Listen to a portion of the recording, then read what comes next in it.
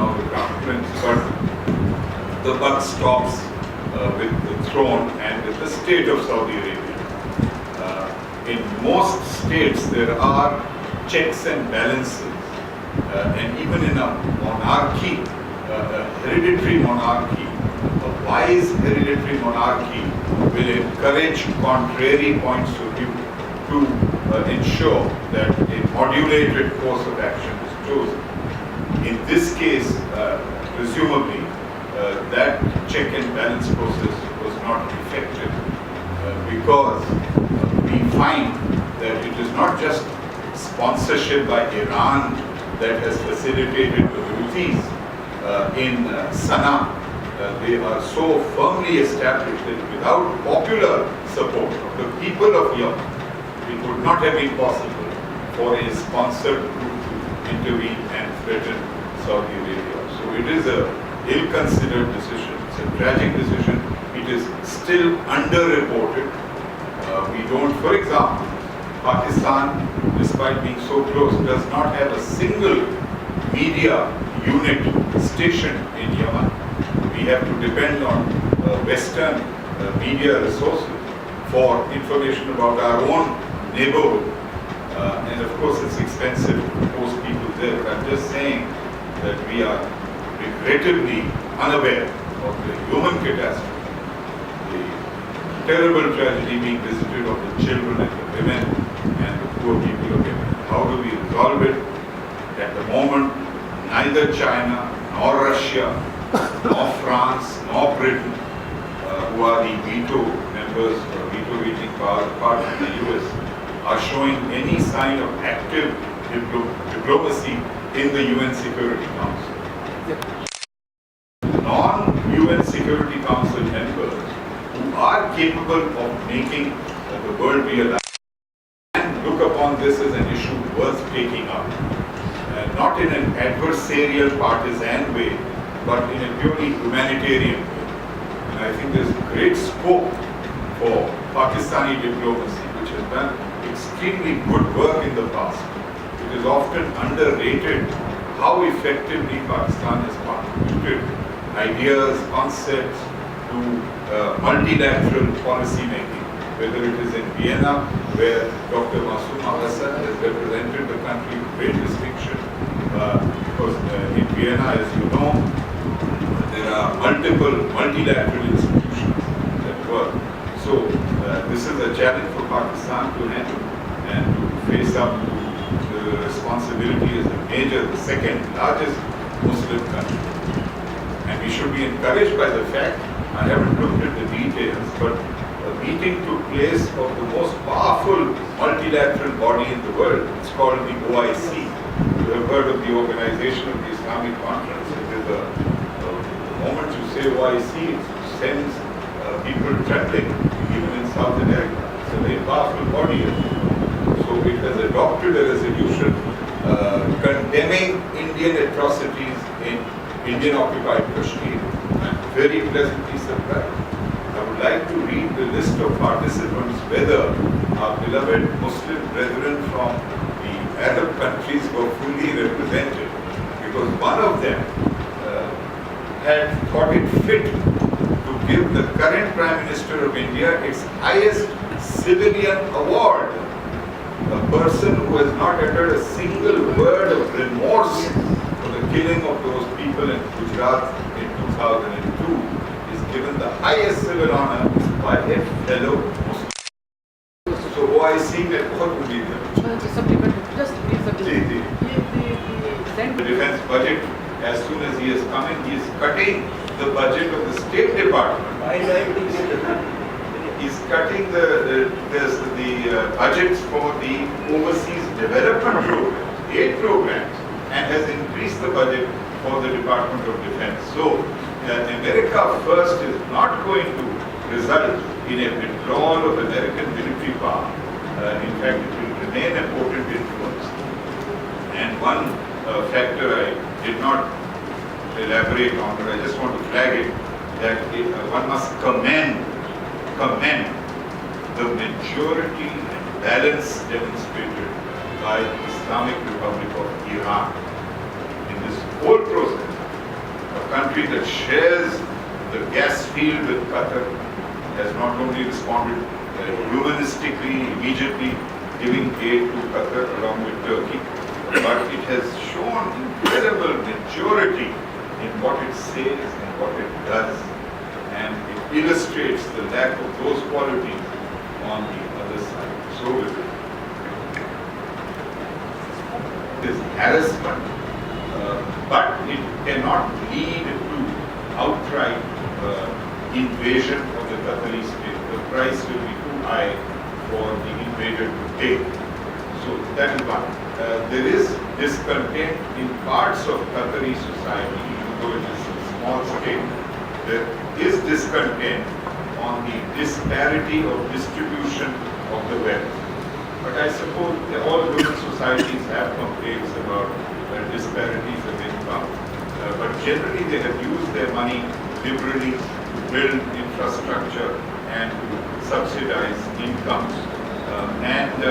I would say that I don't foresee at this time a direct threat to its economy, thanks to the support from Iran and from Turkey, and as a last guarantor from the United States and the United Kingdom, which have a lot of Qatari investments in their country.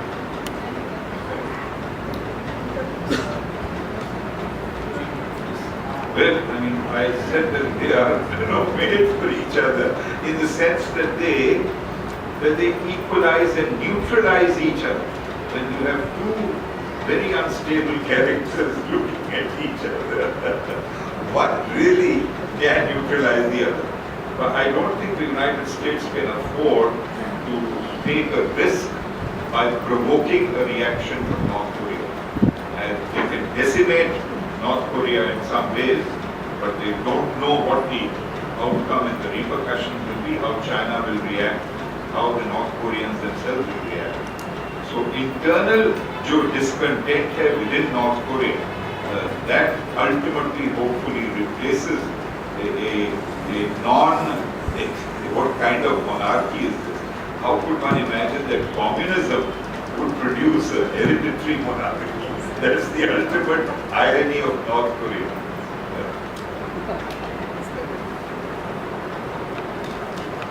Thank you, sir, for inviting us here today. We had a deal in the office of Madam that we'll speak for 4 minutes. So it is in this context that in this roundtable conference, we like to hear our opinions as well on the issue, discussion. And ours are military perspective, somewhat military perspective. So we would like to open it up in certain other dimensions. At this time, the United States has been borrowing and borrowing a lot. There's a deficit of few $1 trillion in the budget. In the yesteryears, if you look at Iran, when the Shah's regime fell, Shah had about close to $100 billion in US banks. When Shah's years claimed that money, the United States said that this money belongs to Iran. And when Ayatollah's government claimed that money, they said this money belongs to Shah. Now, right now, Saudi Arabia and these Gulf states, they have sovereign funds. The worth of those are about $2 to $3 trillion. Most of them are in American banks. If there's a war between Saudi Arabia and Iran, Saudi Arabia doesn't have the capability to fight Iran. The governance is missing in Iraq, in Syria, in Libya, in Yemen, in Lebanon, and somewhat in Egypt. So the entire region is under turmoil. Now, these smaller states, this UAE and Qatar and Kuwait and Oman slightly bigger, but they are not actually states, they are city-states. On their own, they can't do much. Wherein you have Fifth Fleet, that is giving some strategic, strength to it. In Qatar, as people have mentioned, there is the United States, it has bases, it has personnel. And why the United States has selected these two places has aborts. That is another question to be thought of. Then the United States also has presence in Saudi Arabia. Now if you take this 5th June event as you have mentioned and go back to 2nd August 1989 or 90 was it when Iraq invaded Kuwait and the Kuwaiti dirham just fell. And there's a lot of money of Kuwait at that time being dissipated in thin air. So Qatar is the richest among all these people right now. $88,000 is the per capita income. And its local population is much less than the expats. Expats will just run away. They will also leave their holdings. A small little attack on Qatar and this although $2 to $3 trillion that I'm talking about sovereign funds, then they will be divided between Shah of Iran and Ayatollah's government. Similar situation. So this whole thing has many dimensions. The entire Middle East has already been put in turmoil. Their re-election will take maybe 4, 5, 6 decades. I don't know how much. I don't know what type of government will come in Iraq. When will a government be installed in Libya? What is going to happen in Yemen? This is very, this whole arena is very grey and very blurred. So the place which is left is GCC, which still has some governance, rather good governance, and Egypt, which has some governance. So if you create instability in this region also, then the entire Arab world is gone except for the Maghreb. And who is the direct beneficiary of this in terms of, let's say, long-term effects? So that is a question that has to be thought about. Now Pakistan's side taking out, in my reckoning, Pakistan needs to stay aside, away.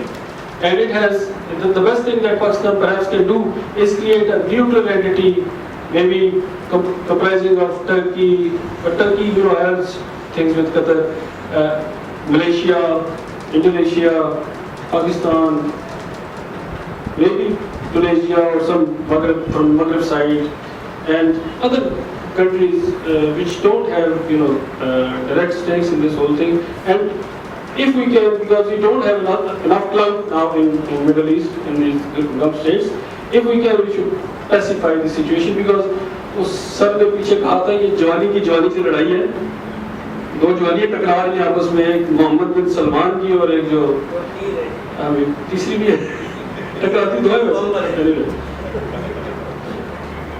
So these are some of the thoughts that we like to bring forth for the people to think about.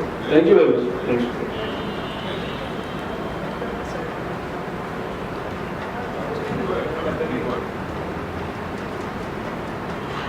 As a student of international relations, there are certain things which need clarification at this stage. I've passed most of my active life, but even now, because of the changing situations at the global and regional level, I am unable to understand many things. We were told as students that international relations is understood on certain principles, on certain theories. Those theories can be theory of national power, it can be a theory of balance of power, it can be alliances and counter-alliances, and it can be theory of power politics. Keeping in view the current situation where the Muslim Ummah stands divided, not only on approaches which are national, regional and strategic, geographical, but also on sectarian basis, and at the same time there are so many currents and cross currents that I as a student have lost sight of what the actual situation is, where it is going, and what do we expect. So my question from you is that what, in your opinion, is the principle or theoretical foundations of understanding the current situation or global politics as such? Thank you. Thank you for both those thoughtful comments. Beginning with the second one. Whether we are looking at an era when a new theory is required to explain the conduct of nations in relation to each other. Yes, I do believe that the factors of technology, the factors of geopolitics, the factors of communication are already shaping a new construct of how states relate to each other. And one of those 7 themes that I mentioned is reflective of this change. That media, whether it is social media, which helped mobilize opinion within the GCC and outside the GCC about the Arab Spring as a factor of social change and political protest, to the extent that the demand is not only close down Al Jazeera, but curb other media also, which also obviously includes social media. So the new theory, as it emerges, already contains media as a potent factor that will affect interstate relations. And the way the US President is both reacting to mainstream media and bitterly condemning parts of them, while using social media like Twitter to expound his personal views, is also a reflection of how media are now an inescapable part of the new framework within which states conduct relations. But does that represent a complete substitution of the theory of national power? No, I think the definition of national power is also in the process of being amended, not just into the compacts of hard power and humbly wish to call composite power. Composite power that of both hard military power, economic power, and soft power, which has to be intrinsic to the society. It's not just projecting a good image. There has to be something good in each country too, which is worth projecting and which becomes credible. So we are looking at a new phase of human history where composite power is required. And another key component is going to be the participation level of the people in state power. And by that definition, the states of the GCC are out of sync with most of the rest of the world. That they are not even allowing ceremonial, except for Kuwait, democracy, multi-party democracy, which has come to be accepted all over, except in the glaring instance of China, which is self-confessedly a one-party state. But it is not a hereditary monarchy, as is North Korea.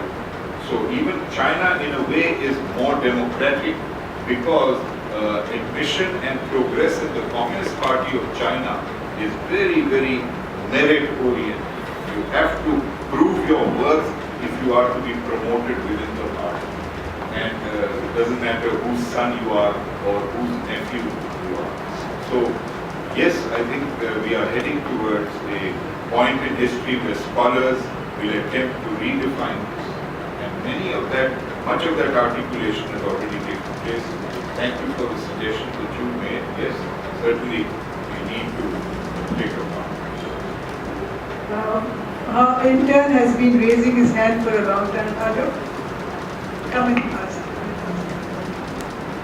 It will back down only in phases. Obviously, the country cannot afford to do a 180-degree turn. All countries have self-respect, and they deserve that self-respect. But there are shades already evident.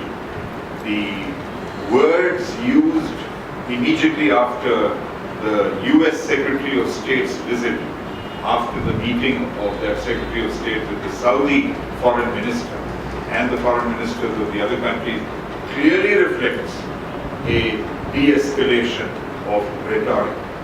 And one can only foresee that over the next few weeks, there will be subtle ways in which the terminologies used will be modulated and modified. Qatar will be requested to reciprocate. Let me also emphasize that while one's sympathy instinctively goes for Qatar, because it's the small state which is being harassed, it is being bullied by the big bully of them all, Qatar is not all prim and roses and innocent like a maiden, mashallah. Qatar has been punching above its weight for quite some time. I mean, it's very good to host the Al Jazeera channel, but Al Jazeera never focuses on domestic realities within Qatar. And you systematically target countries in the region. And incidentally, we are not audiences of Al Jazeera Arabic. We normally listen to Al Jazeera English, because mashallah, English is the binding language of us Muslim brethren. So that's fine, because Arabic has never become a lingua franca in Indonesia or Pakistan. It's the language of religion, but not the language of popular discourse. So Al Jazeera Arabic has been broadcasting messages which have been condemning Jews, for example, not Israel. Very hostile, anti-Semitic propaganda, which no decent Muslim would endorse. We should endorse, because we are not pitched against the Jews of the world. We are pitched against Zionism and Israel. And Al Jazeera has been allowing extreme statements and partly the glorification of those who are using violence under the garb of IS or other extremist organizations. So Qatar also needs to do a strong self-appraisal and reform some of its policies and help the other countries of GCC to feel less threatened by this use of media.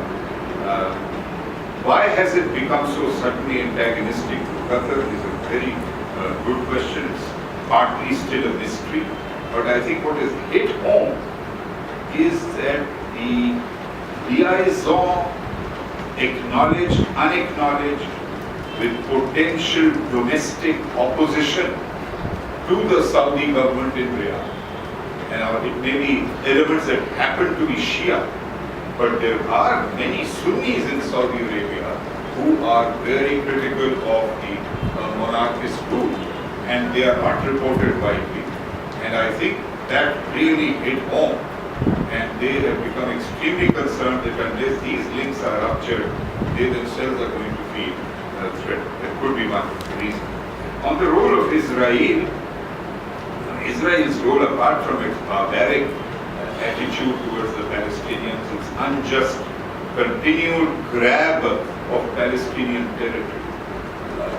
There are, ironically, two merits to Israel, if you can call them. One, it does practice electoral democracy, multi-party electoral democracy, which is in vivid contrast to its immediate neighbors. Secondly, it has achieved some remarkable technological, scientific breakthroughs, whether it is in the use of arid region technology, how to use scarce resources of water to enhance agricultural productivity and meet the needs of its people.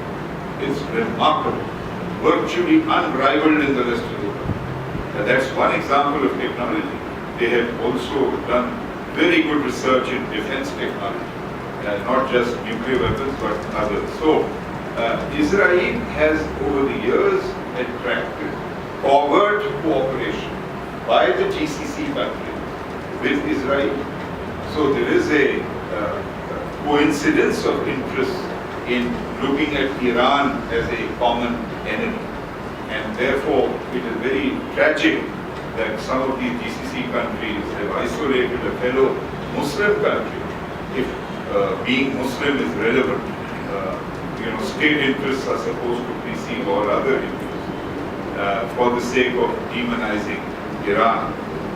Israel's active and covert role is bound to continue, and I hope it is not correlated by other forces. The third referred to the strong role of Qatar's allies, and you're very right that I don't see any prospect for an outright invasion of Qatar. The stakes are too high, and a joint multilateral initiative in which Pakistan will play a part, in which other major Muslim countries would. But one should not depend on the Ummah. I mean, there is no such thing as an Ummah which has ever acted cohesively and effectively. And we should not blame the Ummah. There is no such thing in history as after the Crusades especially, as a cohesive Christian force, or a cohesive Hindu force, or a cohesive Buddhist force. I am trying to think, when in recent history has religion been the basis for an effective alliance of states? I'm trying to remember. If you can, do let me know. So why should it necessarily be a stigma for Muslim countries to be unable to cooperate on the basis of religion? So religion has not proved to be relevant to the formation of a geostrategic alliance in history, most of history, and currently as well.